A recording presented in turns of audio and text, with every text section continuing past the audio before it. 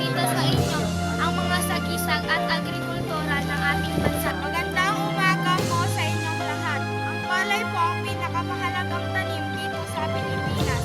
Ito po ang kinabubuhay ng mga Pilipino. At ang rice bowl capital po ng Pilipinas ay ang Nueva Ecija.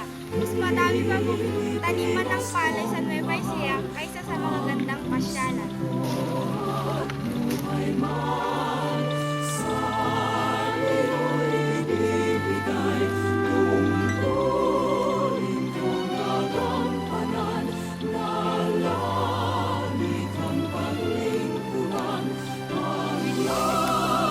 Ngayon naman po, ipapakilala namin ang pambansang prutas at mangga.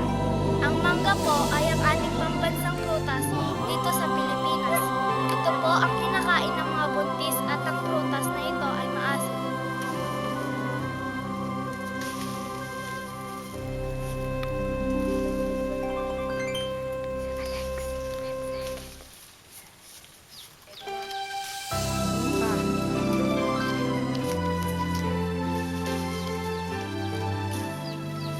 Magandang umaga po sa inyong lahat.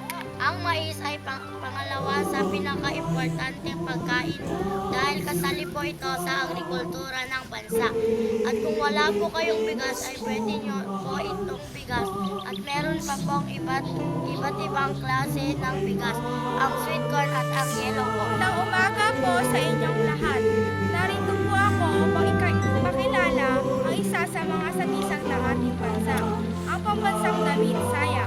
Karaniwan po itong sinusuot kapag sasayaw ang lalaki at babae ng mariposa. At ito rin po ang mga damit ng ating mga ninuno noong kabataan nila.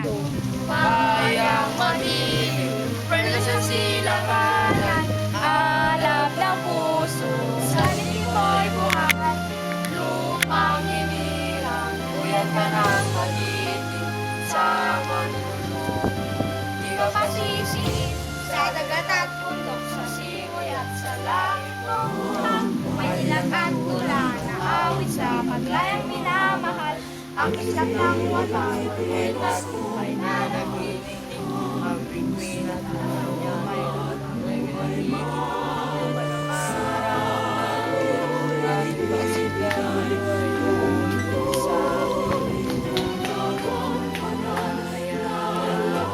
may mga api ang mamatay ng dahil sa'yo.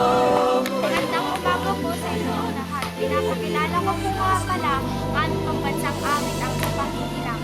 Manirinig po kayong lyrics niya na perlas ng sinilanganan. At kaya po tinawag na perlas ng silanganan ang Pilipinas ay dahil meron po kaming perlas dito.